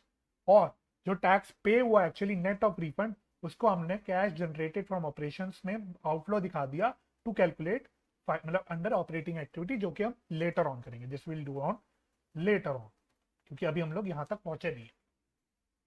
ठीक है, और इसमें आपको एक बात ध्यान रखनी है, क्योंकि मैंने आपको बोला कि हम जनरली होता क्या है कि जो करंट ईयर का टैक्स एक्सपेंस हम बनाते हैं या करंट ईयर का प्रोविजन जो बनाते हैं वो नेक्स्ट ईयर में पे होता है। तो अगर क्वेश्चन में आपको प्रोविजन फॉर टैक्स का ओपनिंग और क्लोजिंग बैलेंस दे रखा है, लेकिन ये नहीं बताया क्लियरली कि करंट ईयर में हमने कितना प्रोविजन बनाया या करंट ईयर में हमने कितना टैक्स पे किया, तो हम हमेशा मानेंगे कि जो पिछले साल का प्रोविजन है, जो यानी जो ओपनिंग बैलेंस है प्रोविजन का, वो हमने करंट ईयर में पे किया होगा, और जो क्लोजिंग बैलेंस आ रहा है प्रोविजन का, वो होगा provision created during the current year. तो मैं अगर यहाँ पे बोलूँ, तो हम लोग अगर क्वेश्चन साइलेंट है तो ये मानेंगे कि ये वाला जो प्रोविजन है वो हमने यहाँ पे कर दिया, और जो ये वाला प्रोविजन आ रहा है, ये प्रोविजन है जो करंट ईयर का प्रोविजन हमने बनाया।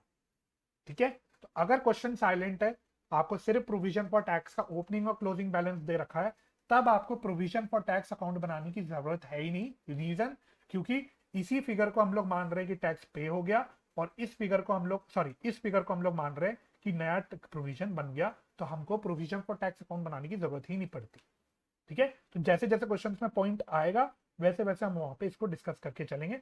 अभी आपको याद रखना है, if the question is silent, question में कोई इंफॉर्मेशन नहीं है, तो opening balance of provision for tax assumed to be paid in the current year, and the closing balance of provision for tax is assumed to be the provision created during the year. ठीक है, so in such a case provision for tax account need not be prepared. ये बात आप लोगों को याद रखनी है। This was the concept of provision for tax. अब हम अपने लास्ट कॉन्सेप्ट पे आ जाते हैं, मतलब आज की वीडियो, मतलब आज के लिए जो हमको जो लास्ट चीज समझनी है वो है एक्स्ट्रा ऑर्डिनरी आइटम।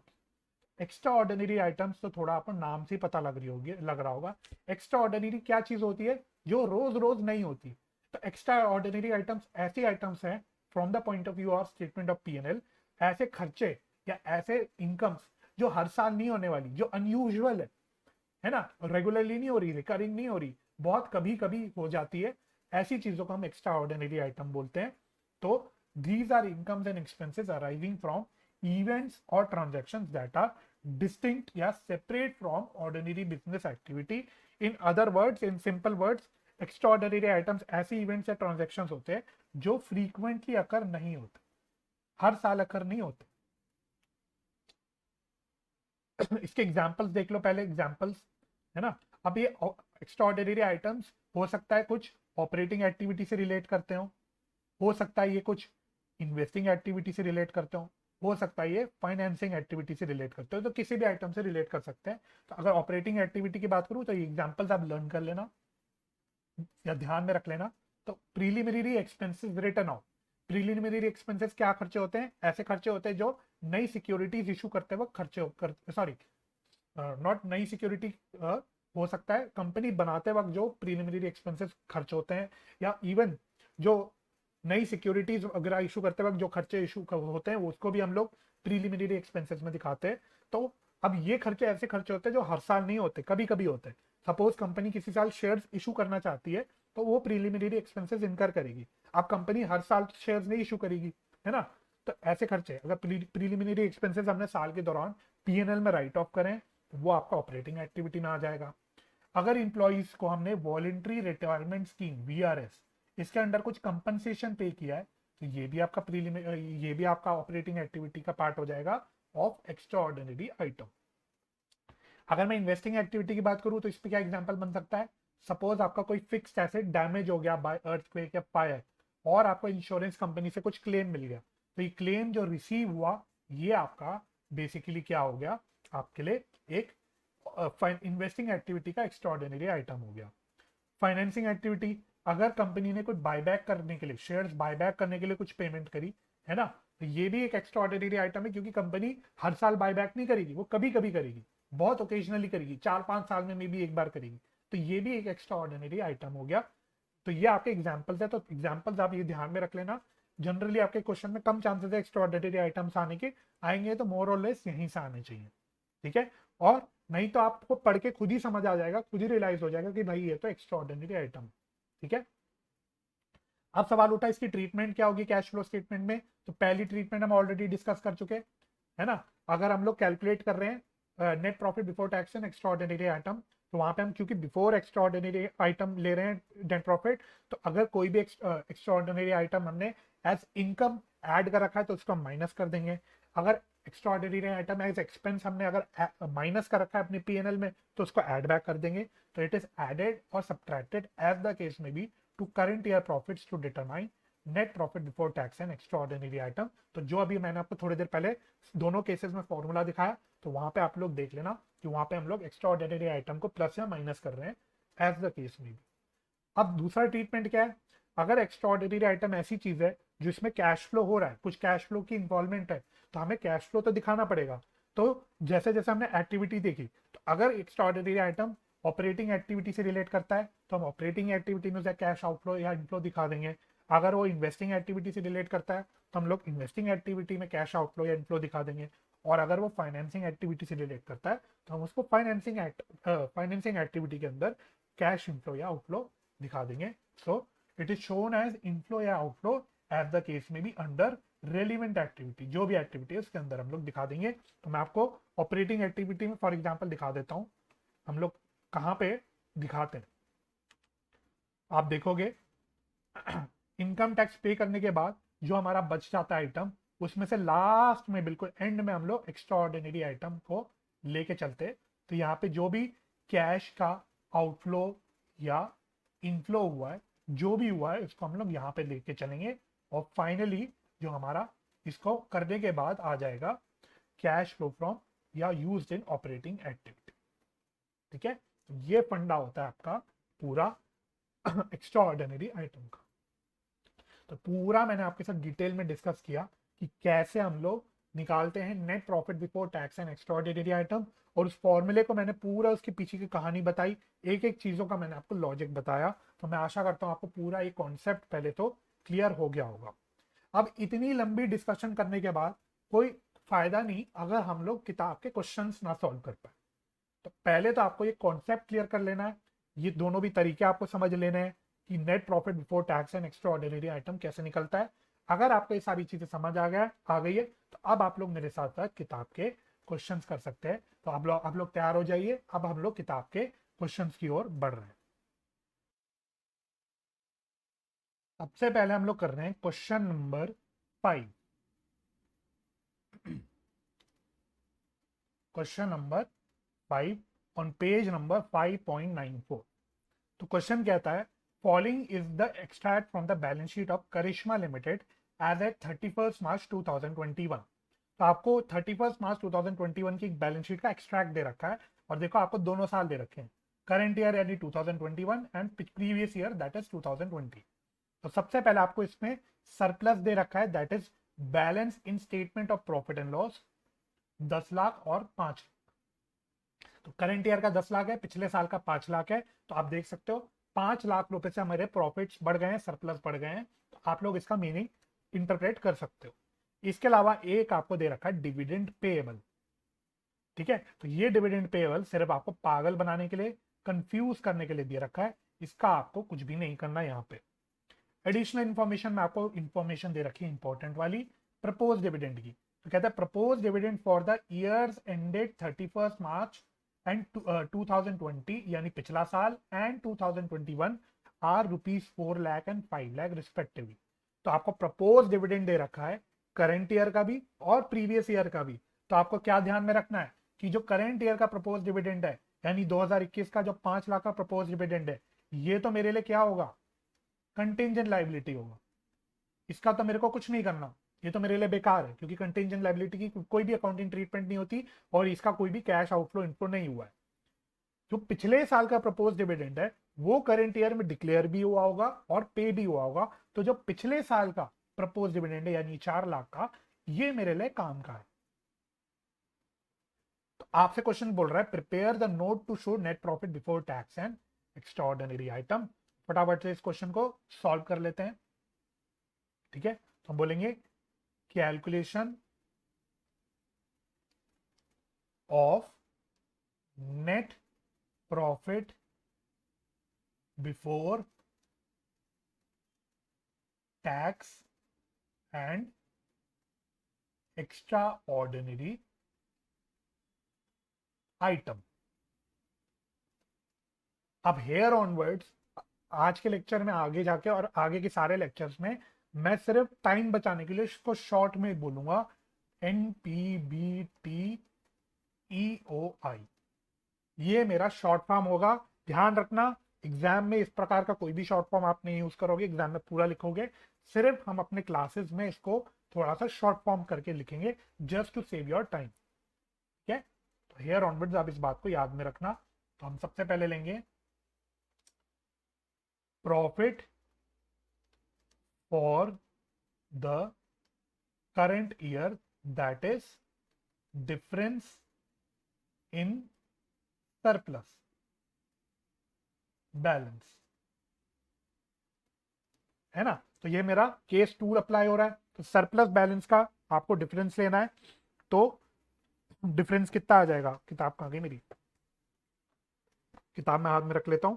ठीक है, तो करंट ईयर की फिगर है 10 लाख की, प्रीवियस ईयर की फिगर थी 5 लाख की। तो यानी साल के दौरान मेरे 5 लाख रुपए से प्रॉफिट्स बढ़ गए। अब इसमें मुझे क्या ऐड करना होगा, डिविडेंड। तो डिविडेंड पेड, और डिविडेंड पेड हम क्या लेके चल रहे हैं, that is proposed dividend of previous year. पिछले साल का प्रपोज डिविडेंड हम लेके चल रहे हैं, दैट इज 4 लाख। और भी, और तो इसमें कोई भी चीज है नहीं, तो बस यही आपका फाइनल आंसर आ जाएगा, 9 लाख। तो this will be your net profit before tax and extra ordinary item. इस प्रकार से आपको कैलकुलेशन करनी है। ठीक है, तो ये तो बहुत ही स्ट्रेट फॉरवर्ड और सिंपल क्वेश्चन था। अब हम लोग एक दो क्वेश्चन और कर लेते हैं। तो अगला ही क्वेश्चन करवा रहा हूं मैं आपको। मैं आशा करता हूं ये क्वेश्चन तो समझ आ ही गया होगा आपको। नेक्स्ट क्वेश्चन करते हैं, क्वेश्चन नंबर 6, जो कि है पेज नंबर, सेम पेज है वैसे, 5.94। चलिए, क्वेश्चन नंबर 6 मैं आपको दिखा देता हूं। क्वेश्चन नंबर 6 आप अपने पास किताब में खोल लेना। Following is the extract from the balance sheet of mercury limited. Again आपको बैलेंस शीट का एक एक्सट्रैक्ट दे रखा है, 31 मार्च 2021 और 31 मार्च 2020। इक्विटी शेयर कैपिटल दे रखा है 10% प्रेफरेंस शेयर कैपिटल, इसको हाईलाइट कर देना, 10% प्रेफरेंस शेयर कैपिटल। ठीक है, ये स्टार है, इंपॉर्टेंट है। इसके अलावा फिर आपको सरप्लस दे रखा है, again balance in statement of PNL. ठीक है, फिर आपको इसमें भी अनपेड डिविडेंड दे रखा है कंफ्यूज करने के लिए। फिर इसके अलावा आपको क्या बता रखा है एडिशनल इंफॉर्मेशन में, propose dividend on equity shares for the years 2019-20 and 2020-21 are 1,60,000 and 2 lakh rupees respectively. That means आपको again propose dividend of current year and previous year दे रखा है। इसके अलावा यहाँ पे आपको बोलता है and interim dividend of rupees 40,000 on equity shares was paid, calculate net profit before tax and extra ordinary item. अब यहाँ पे आपको थोड़ा सा लॉजिक लगाना है। आप लोगों को पता होगा, याद होगा, जब हम प्रेफरेंस डिविडेंड का, प्रेफरेंस शेयर्स का मीनिंग समझते थे, तो हम कहते थे कि preference share holders have the preferential right over the dividend. In other words हम क्या पढ़ते थे कि इक्विटी शेयर होल्डर्स को डिविडेंड देने से पहले प्रेफरेंस शेयर होल्डर्स को डिविडेंड देना जरूरी है।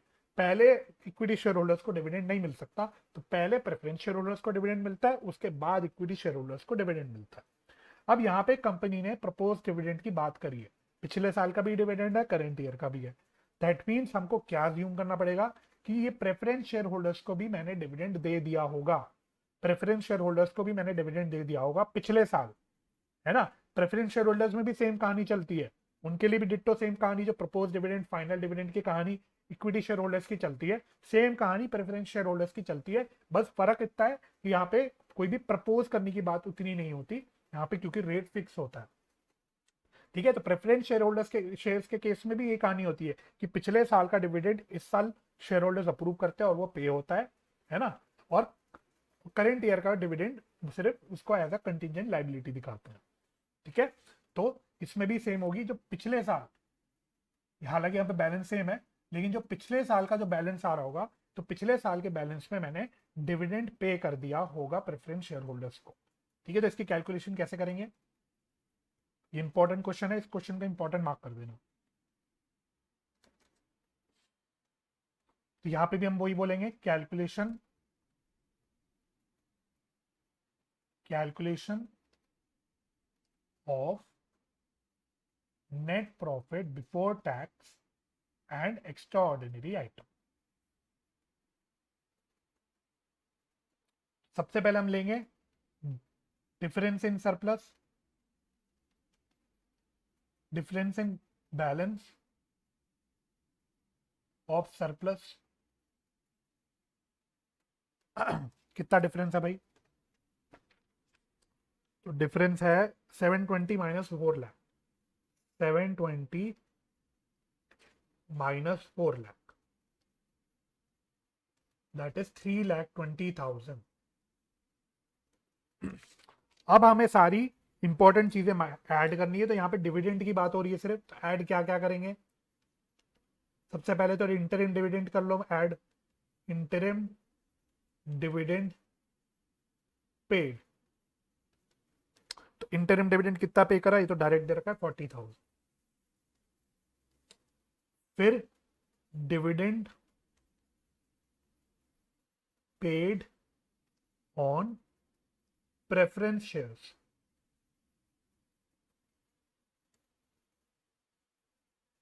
तो कितना आएगा?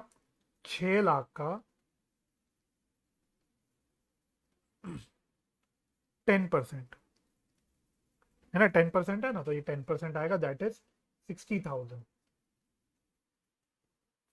फिर final dividend, that is proposed dividend of previous year. तो पिछले साल का प्रपोज डिविडेंड कितना है? 2019 का प्रपोज डिविडेंड आपको बता रखा है 1,60,000,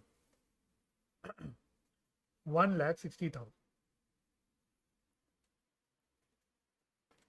बस और कोई चीज है क्या इसमें?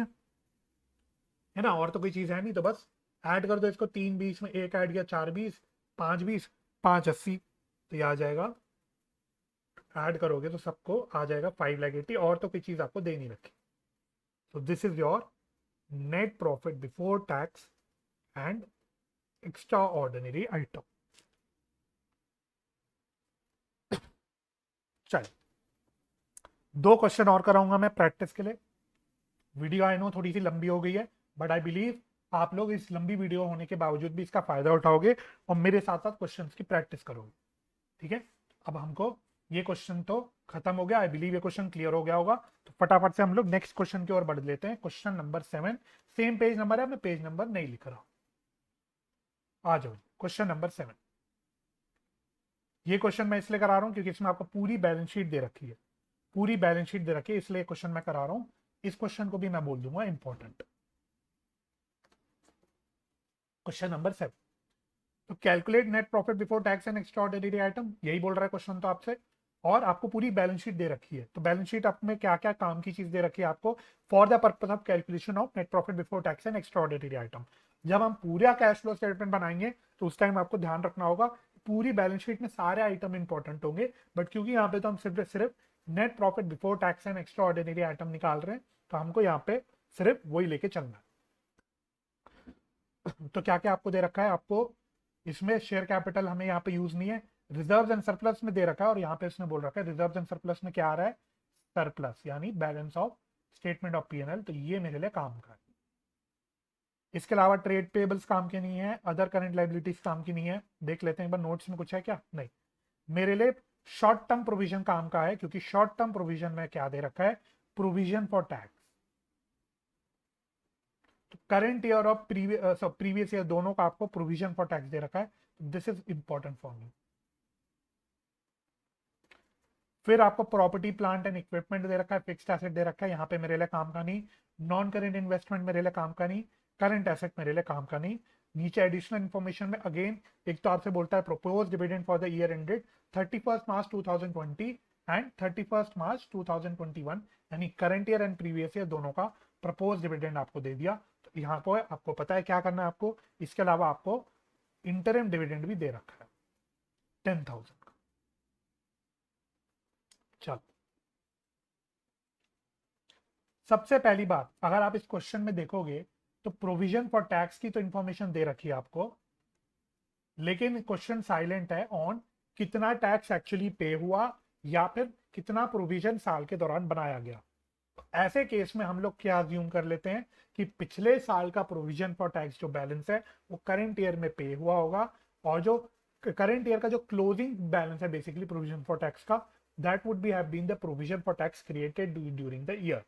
इस क्वेश्चन में हम क्या मानेंगे कि 30,000 का टैक्स करंट ईयर में पे हुआ होगा, और ये वाला 50,000 का जो क्लोजिंग बैलेंस बेसिकली है provision for tax, this would be the provision created during the current year.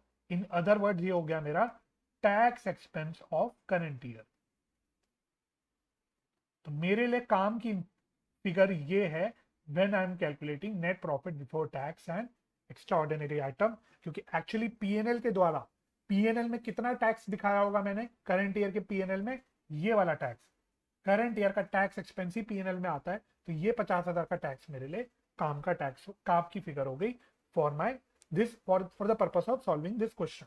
ठीक है, चलो इस क्वेश्चन को भी उठा के सॉल्व कर लेते हैं। आप क्वेश्चन आप अपने सामने खोल के रख लें। ठीक है, तो फटाफट से सॉल्व कर लेते हैं। सबसे पहले हम लेंगे डिफरेंस इन सरप्लस। तो ये कितना हो गया, 2 lakh minus 1,45,000, 2 lakh minus 1,45,000 that is 55,000। इसके अलावा फिर मेरे को क्या लेना है, मेरे को पहले मैं अप्रोप्रिएशंस ले लेता हूं सारी। तो सबसे पहले मैं इंटरिम डिविडेंड पेड ले लेता हूं। Interim dividend paid, interim dividend कितना है, 10,000 है। फिर final dividend paid that is, बार बार लिख रहा हूं, proposed dividend of previous year, पिछले साल का। तो पिछले साल का प्रपोज डिविडेंड कितना था, यानी 31 मार्च 2020 का 50,000, ये भी ऐड कर दिया मैंने। और क्या ऐड करना है मेरे को, करेंट ईयर का टैक्स एक्सपेंस। तो provision for tax created during the year.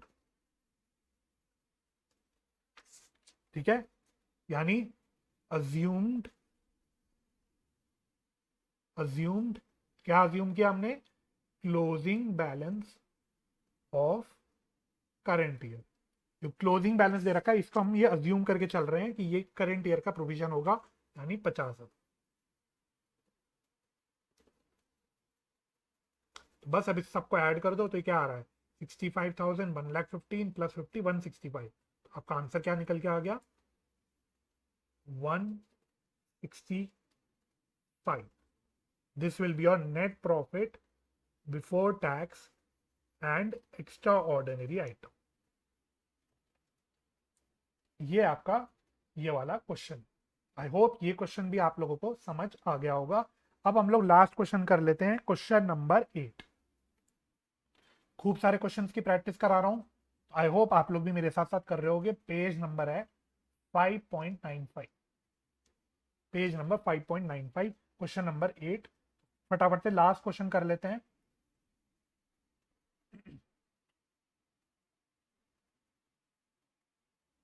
एक मिनट देना।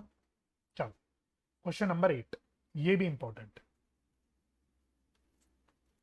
From the following information calculate net profit before tax and extra ordinary item. तो आप देखोगे आपको ओपनिंग और क्लोजिंग सरप्लस दे रखा है, ठीक है। फिर आपको dividend paid in the current year दे रखा है डायरेक्टली, ठीक है। फिर आपको इंटरिम डिविडेंड भी दे रखा है पेड ड्यूरिंग द ईयर, ये भी ठीक है।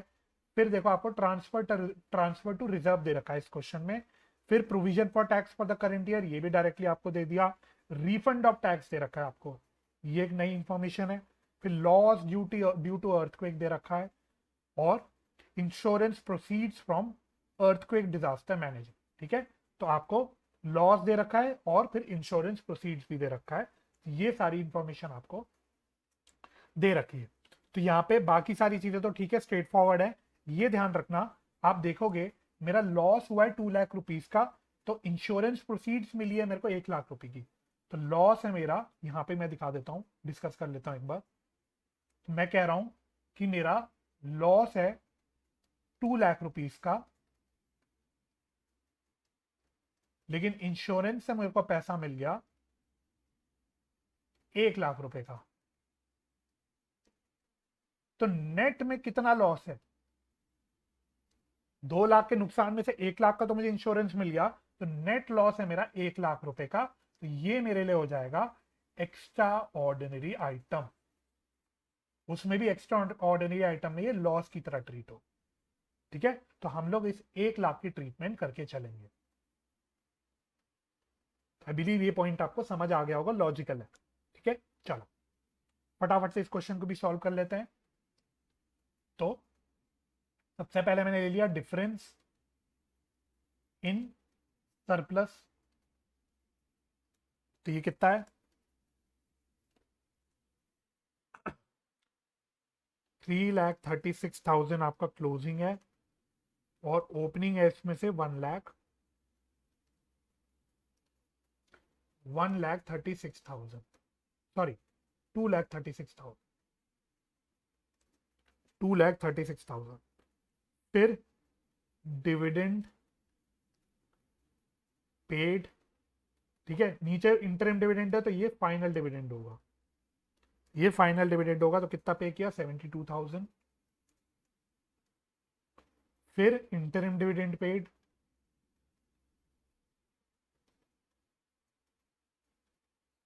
इंटरिम डिविडेंड कितना पे किया मैंने? 90,000। ट्रांसफर टू रिजर्व, ये भी अप्रोप्रिएशन है, तो सारे अप्रोप्रिएशन ले लेते हैं पहले। Transfer to reserve, transfer to reserve कितना है? 1 लाख। फिर ये ऐड हो रही है सारी चीजें, ठीक है, ये मैं लिख लेता हूं, ये सारी चीजें हम ऐड कर रहे हैं। फिर provision for tax current year, current year का क्या प्रोविजन हमने बनाया? तो क्लियरली क्वेश्चन ने लिखा है provision tax for tax for the current year है 1,50,000। फिर रिफंड ऑफ टैक्स दिया हुआ है, तो अभी देखते हैं इसको, रिफंड ऑफ टैक्स आगे जाके लेते हैं। फिर लॉस ड्यू टू अर्थक्वेक, तो net loss due to earthquake, ये मेरे लिए एक्स्ट्रा ऑर्डिनरी आइटम। ठीक है, तो नेट लॉस कितना हुआ? 2 लाख का टोटल लॉस था, इसमें से 1 लाख का मुझे इंश्योरेंस क्लेम मिल गया, नेट लॉस मेरे लिए हो गया 1 लाख। ठीक है, लॉस है इसलिए ऐड कर रहा हूं, क्योंकि मैंने पीएनएल में इसको माइनस कर रखा होगा, लॉस पीएनएल में माइनस हो रखा होगा, तो मेरे प्रॉफिट्स आ रहे होंगे इसमें से, ऑलरेडी माइनस हो रखा होगा ये लॉस, तो मैं इसको ऐड बैक कर रहा हूं। तो ये तो सारे ऐड करने वाली चीज हो गई, और एक चीज मुझे लेस करनी है, वो है refund. Less refund of tax, क्यों लेस कर रहा हूं मैं ये? क्योंकि ये टैक्स मैंने, ये रिफंड मैंने बेसिकली अपने पीएनएल में क्रेडिट कर रखा होगा, इसलिए मैं इसको अब माइनस कर रहा हूं। तो ये आ रहा है 3,000।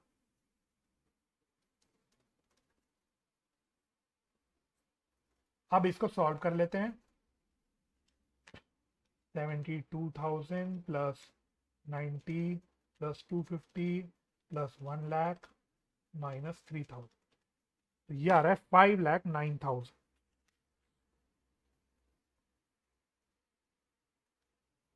ओ ऊपर भी तो है, सॉरी, प्लस 2,36,000, हाँ ये आ रहा है 7,45,000, नहीं मैं सोच रही, ये आ रहा है 7,45,000।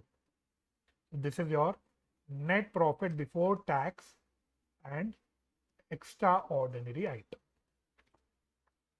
इस प्रकार से आपको निकालना होता है net profit before tax and extra ordinary item. तो आई होप पूरा कॉन्सेप्ट आपको क्लियर हो गया होगा। आप लोगों ने मेरे साथ साथ सारे क्वेश्चंस प्रैक्टिस करे होंगे। कुछ बच्चे कहते हैं सर होमवर्क दो, होमवर्क दो, कमेंट्स में कहते हैं, तो मैं आपको कुछ होमवर्क भी दे देता हूँ, मैंने कुछ होमवर्क नोट किया हुआ है। तो आप लोग अपने पास खुद से ट्राई करना। क्वेश्चन नंबर 9, एक ही क्वेश्चन मैंने नहीं करवाया आपको, इसके अलावा illustration, illustration number 15 to 21 for your practice. ठीक है, और ये है from TS Grewal, latest edition. ठीक है, तो ये आप लोग एक बार अपने आप से ट्राई कर लेना। So this is your homework. तो आई होप आपको पूरा कॉन्सेप्ट क्लियर हो गया होगा, आप लोगों ने मेरे साथ क्वेश्चंस की प्रैक्टिस भी कर ली होगी, एंड आई होप आप इसको रिवाइज भी करोगे और कुछ क्वेश्चंस अपने आप से प्रैक्टिस भी करोगे। ठीक है, तो मैं आशा करता हूँ ये वीडियो आप लोगों को हेल्पफुल लगी होगी। अगर वीडियो हेल्पफुल लगी तो इसको लाइक और शेयर जरूर कीजिएगा। मैं दोबारा से रिक्वेस्ट कर रहा हूँ ये चीज, वीडियो चैनल सब्सक्राइब भी कर दीजिएगा, बेल आइकन प्रेस कर दीजिएगा। अपना ख्याल रखें, अपने परिवार का ख्याल रखें, हंसी खुशी रहें, एक दूसरे की मदद करते रहें और पॉजिटिव माइंडसेट से पढ़ाई करते रहें। मैं आपसे मिलूंगा नेक्स्ट वीडियो में कैश फ्लो स्टेटमेंट के नेक्स्ट लेक्चर में। तब तक के लिए bye bye and take care.